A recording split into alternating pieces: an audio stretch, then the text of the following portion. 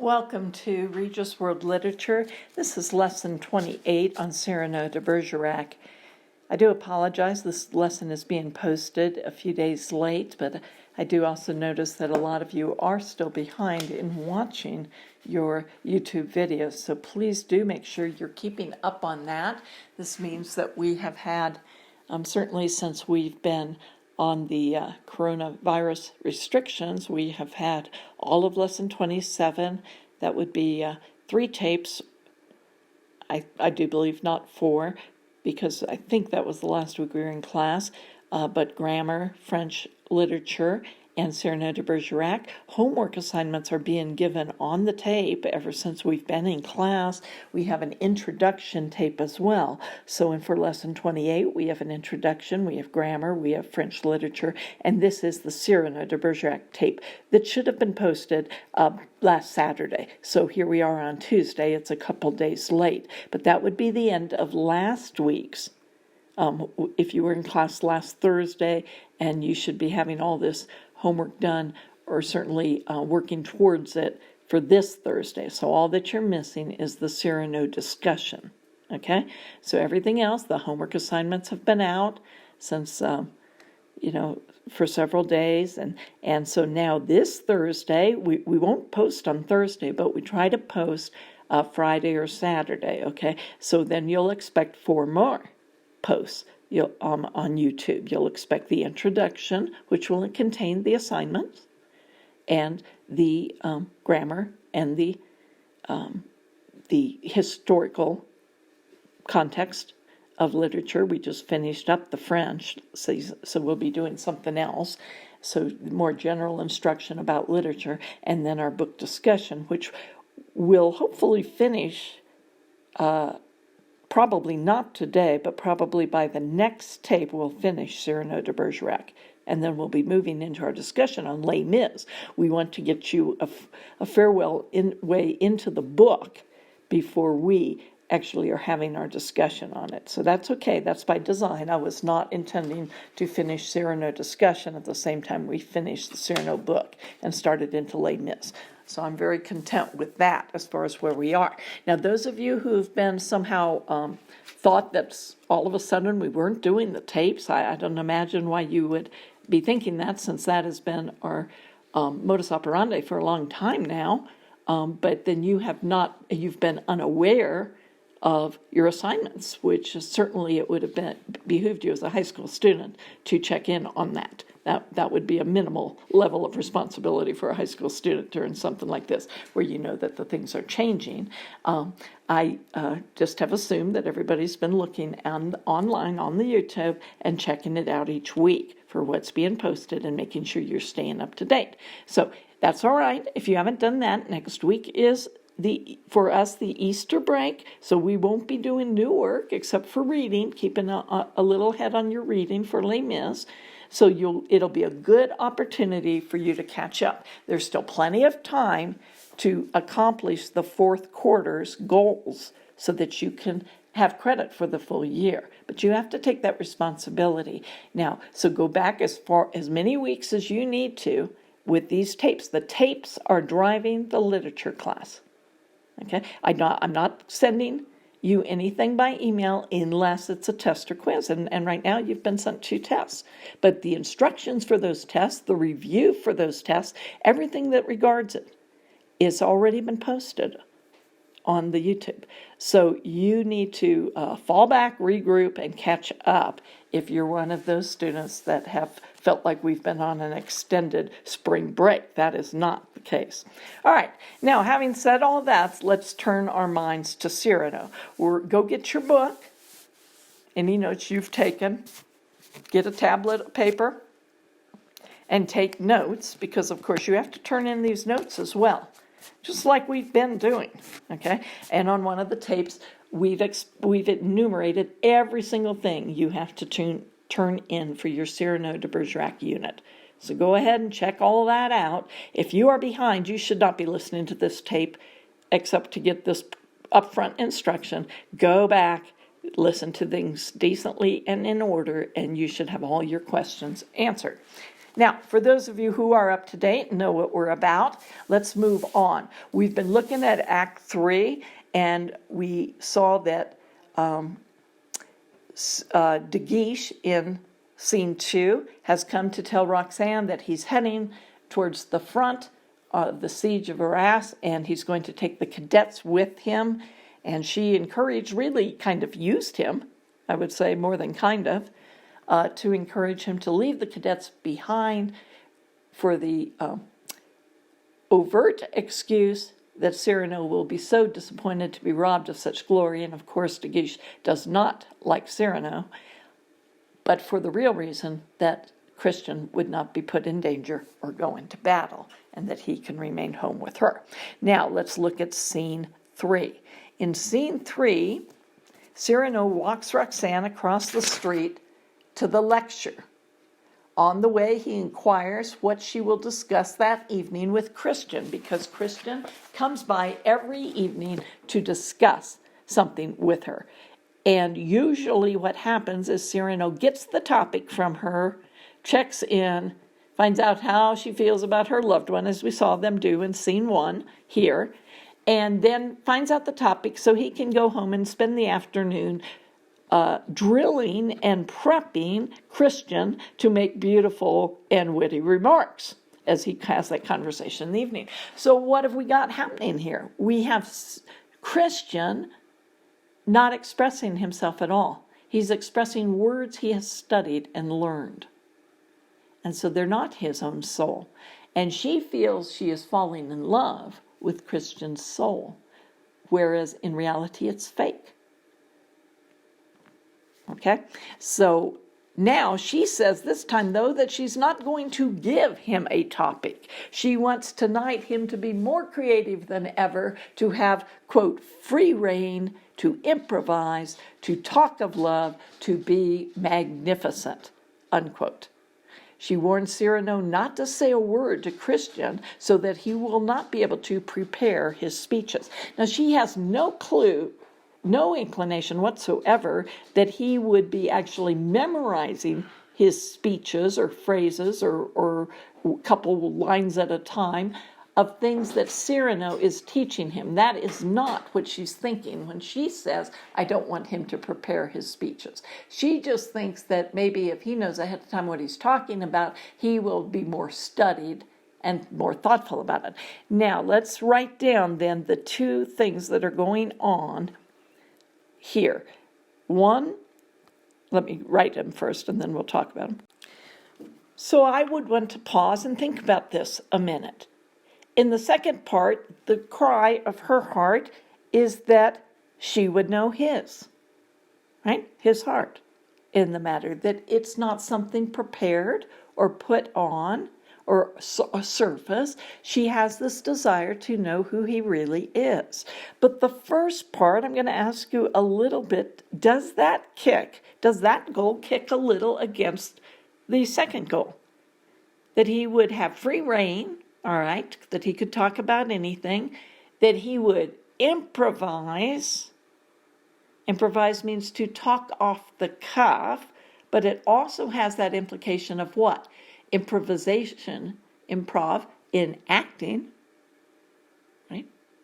So that you could play a role quickly and immediately without having the words handed to you, and to be magnificent. Well, talking of love is okay, that's fine.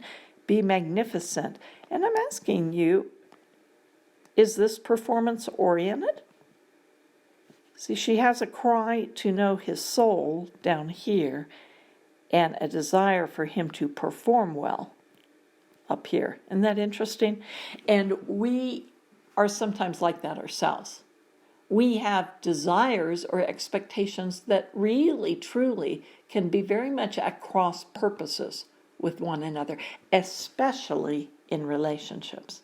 So I think one of the things that this book presses, or this drama presses on the audience, is to know what you really are looking for in love.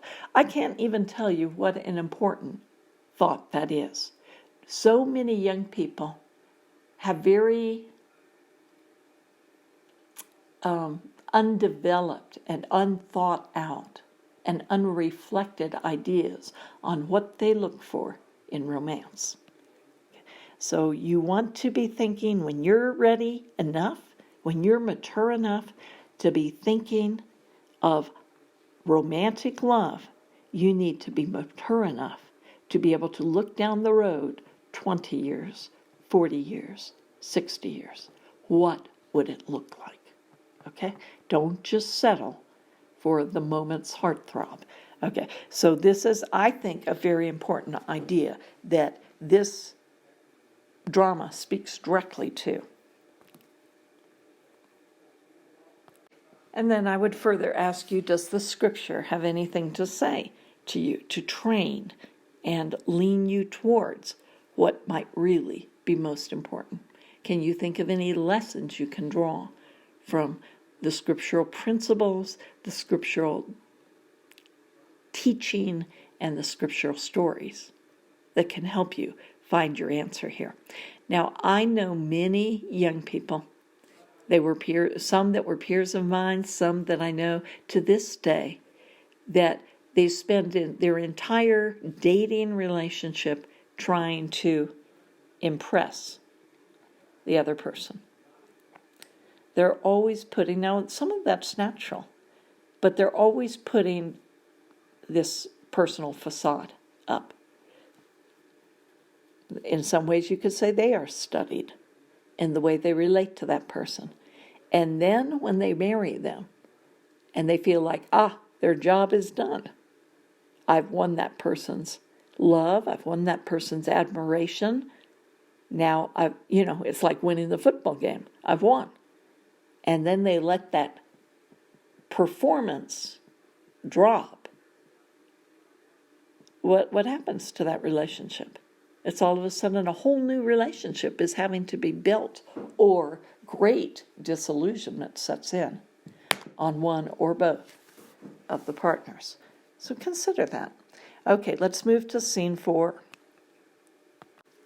Scene 4, when Cyrano prepares to coach Christian for the night's conversation, he shows up at the same place while Roxanne is across the street listening to the lecture. Cyrano is refused by Christian. Christian says, no, I've had enough of that. I will not rehearse. I want to be myself. He says, quote, he is weary of borrowing his words and of playing a part, unquote. He desires to speak for himself. However, as Roxanne comes out, he gets panicky and he begs Cyrano not to leave him. So let me write down these notes here, especially from Christian's perspective. Now, I would not say that Christian is disappointed that he has entered into this relationship because he feels that it opened a door for him. And that's perhaps what we do on first dates or an early developing relationship.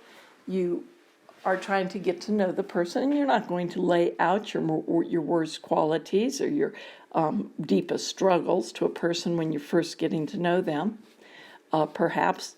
But you are trying to put your best foot forward so that you are opening the door to a further relationship. But at some point, any healthy relationship must be based on truth. It must be based on honesty. It's not based on always trying to be, if you could think of it this way, the knight in shining armor upon the white horse, if you're a man. It's not a role you play. Real love is based in open honesty. That's important. I don't mean that you say every deepest, darkest thought you ever felt. In some ways, that's probably a burden too great for anyone, except for the Lord himself to carry. Okay. I would question the wisdom of saying everything I've ever thought or ever felt to anybody, unless I say a great many things over years in a relationship, but I usually only do deep, dark things when the circumstance requires it. In other words, if I hear a person struggling with such and such a sin, or such and such a fault, or such and such a trial, guess what I'm going to share about? If those are related to me, if I can relate to those things, I will share about them with that person. Why? Because we comfort others with the comfort with which God has comforted us. We strengthen others with the way God has strengthened us, and we share that with another person. So it is very appropriate to do that. But you do not go far into a dating relationship without beginning to take steps into more and more honesty. And isn't that exactly what you hear from Christian's heart? I'm tired of playing a role. Well, I would suggest you don't even start with playing a role, not like this, not to this degree, certainly. I know relationships are built in many, many different ways. I understand that. Just like people's relationship with the Lord and how they come to a relationship with the Lord is almost as varied as there are people in the world. Okay, I understand that. But I also would commend a relationship that it's not a bad path. It's one that's worked well in my life, is to build a romantic relationship on a foundation of solid friendship, because then you've already been yourself, you see. And so it's not always the only way to do it. It's not the only strong way to do it, but it is a healthy path. All right, well, be that as it may, let's go ahead and write then your reflection for this. So on this note, Christian is right. He's in the right to be uncomfortable with borrowing his words and playing a part. Had he stopped right then and there, maybe this whole story would have gone differently. But things quickly grow out of his control. And now let's discuss scene 5. So Christian attempts to speak from his heart, but guess what? He's overwhelmed. Why? Because he's already built up a false expectation that he can be eloquent, and he knows he cannot be. And so he's overwhelmed by his own emotion as he attempts to, and his fear of failure, and makes a fool of himself. And truly can say far less than truly he probably would be able to say if he were not so intimidated by the expectation he has already set up in her. So speak of love. Say whatever you want. I love you. Right? You remember the scene. All right, I know you love me. Expand. I love you very much. I think you're beautiful. Not much practice in the real thing. Did you hear that? He doesn't have any practice in the real skill of being able to express his feelings and thoughts about her, because he has given him no chance to, he has given himself no chance to build this skill up step by step. That's another danger of pretending to be someone you're not. So Roxanne scorns his simple words and tells him she doesn't even want to listen to him tonight. Go away and, quote unquote, rally your routed eloquence. In other words, your eloquence, like an army that's been routed and leaves the field, is missing. So rally it again and then come back when you're prepared to speak of me. In other words, you're focused on something else, you don't care. Now that would seem incredibly harsh, but less so when you realize he's been communicating very eloquently to her. Of course, it hasn't been him. It's been all Cyrano's words planted in him. Now, so her expectations are not as extreme as they might seem. It seems like, my goodness, how ridiculous. But he set her up for that, okay, by all this play acting that's been going on. So what's happening? This play acting has harmed and frustrated Christian, and it also is harming and frustrating her in the relationship.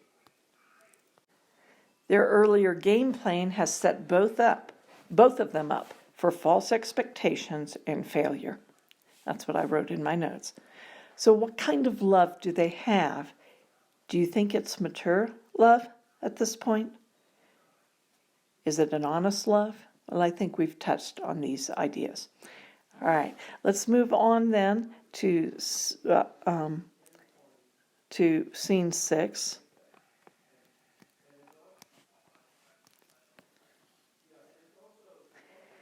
Christian begs Cyrano to help him be restored to favor in her eyes. So they're still out there, and Cyrano has been hiding behind the trees and listening to this fiasco and this disaster, and she goes inside, closes the door, and Christian looks at Cyrano and says, "Help! Right? What have I done? Please, fix it." And at first, Cyrano's disgusted, and then he feels sorry for her. Okay, poor boy, for him. Okay, poor boy, let me see what I can do. With reluctance, he agrees to help, and in the shadows, as he whispers beautiful words for Christian to repeat. So you can see what's happening here. He's in the shadows. He's trying to whisper right then and there. This is not the way it's been played out before. Before, Cyrano has played all afternoon, coached Christian in things to say, and Christian has memorized them, and then he goes forth on his own and he says them. This time, they're trying to do it in the moment. Cyrano's whispering a phrase, and Christian's going to say it up to Roxanne on the balcony, and then Cyrano will whisper. She'll respond. Cyrano will whisper the next phrase, and he'll say it out loud. Well, you can imagine how stilted and difficult this will be to perform. Okay, I would say impossible, and it's becoming more and more aggravating.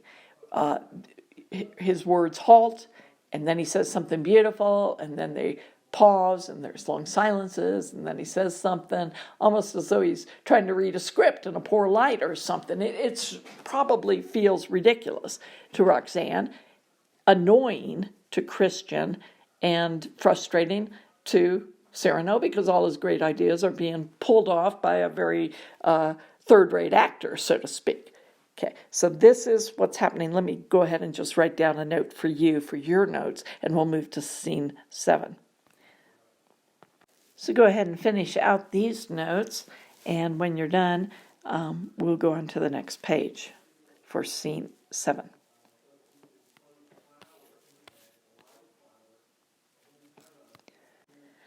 Okay, going on, scene 7, Roxanne listens from above outside her window. It's only partially successful, and then Cyrano and Christian decide to just exchange places so that the words can flow naturally. Now, they think they can do this because they're under the cover of night, and they can stand in the shadow, and it will be actually Cyrano speaking to her without Christian in the way. And so it'll be his own voice, but it's in the night, it's in the shadows. He thinks he can pull this off. It's a magnificent step as Cyrano, for the first time, can express himself unhindered. Okay. So his heart begins to glow. He's never, ever done this, where he could say words of love, of romance to any woman and be taken seriously. And of course, the only reason he's being taken seriously is because she thinks it is Christian. But he says, "I dare at last to be myself." Another quote, "It is so delicious, so new to me." The irony, of course, is that it is not freedom. He thinks it's freedom. He labels it's freedom because he's actually being able to say these words in real time to the woman he loves. But it's not freedom. Why? It only seems to be because he's still playing a part. She thinks it's someone else. So in the sense, we're feeling happy for him, and in the sense, it's the most tragic of all. It's worse than anything that has happened before. Roxanne responds on a deeper level as their spirits connect, and she desires to come closer to him, as would be a natural response as romantic love develops. Cyrano is drawn back to the depth of sacrifices he is making, okay, because he realizes that it will be another person that will kiss her, another person that will, quote unquote, win the prize. I said in my notes, Cyrano is drawn back to the depth of sacrifice he is making that she will never know. Yet he has never been so happy that his heart and soul could make another tremble as he expresses the depths of his love. He says, "Let death come, I have moved you. There is but one more thing I ask." And before he gets a chance to ask it, Christian says aloud, "A kiss." Well, saved by the appearance of a monk, because now what? Christian will get the kiss, right? Not Cyrano. So this is like one of those, do you know how I said early in the play, we get a single phrase that will pull you up and drop you down? Okay. This scene does that. It pulls you up. As it's actually doing this to Cyrano. It pulls him up and drops him down. And again, it's kind of interesting because it just hides in the shadow of this story. But the scene from Don Quixote becomes an important visual backdrop it's not being referred to verbally all the time by Edmund Rostand, but it's almost like it's being replayed and replayed and replayed. Okay, let me write a few notes here for scene 7. Of course, I forgot to wrap up the last couple of sentences, but after Christian says a kiss, the one thing that still remains to be that for him to receive from her, they're saved by the bell. All of them are saved by the bell. You could say, because a monk comes down the street. And so it interrupts this scene. Okay. And you, as the audience, or as the reader, you're almost holding your breath. Right? I hope you are. As you're watching this. Now, you could just be taking this more as humor, because it is humorous. It can be very humorous, but it also can be a very, very serious play, because what would happen, of course, if they continue on? This would be, how would you feel if you were Cyrano as the character and watching all this? Well, in many senses, they've already sown all the seed for what is coming, because we sow enough, you see, and we do reap the consequences. But before we move into that, let me write one more thing to ponder, and that is this idea that what seems to be freedom sometimes is not. And that can be extrapolated to many other areas of life. Many times we cast off restraint. We cast off the rules of our parents or the rules of whatever, our culture or our upbringing, and we step into, quote unquote, our new freedom. And sometimes it's not freedom at all. It's only enslavement into something. So beware of this word freedom. There is true freedom. In fact, the scripture talks a lot about freedom. The human soul desires freedom, and the scripture speaks a lot to that desire. It says, if the Son has set you free, the Son, speaking of Christ, if the Son has set you free, what? You are free indeed. There is a desire for freedom. What do we see in this verse? A desire for freedom. We see that freedom is possible, it's attainable, it can be found, and we see that there is a lot of false freedom, false promise of freedom that doesn't deliver. That's why we see that in the phrase, you're free indeed, as opposed to what? All the pretend freedoms that are out there. So a theme that goes well beyond this topic of romantic love right now is this idea of true freedom. Okay, scene 8, a monk comes looking for the house of Roxanne, and Cyrano quickly misleads him. Very small scene. Okay, tries to get rid of him here. The only additional comment I will make about that is just this realization of thinking about this from the standpoint of the drama, and that is that we're in suspended breath, just like I said at the end of scene 7, what will happen, and we get this release from the tension here. So the audience kind of needs something. How are we going to deal with this? We need something to bring us back, make it light, and pause the intensity of what was beginning to take place before.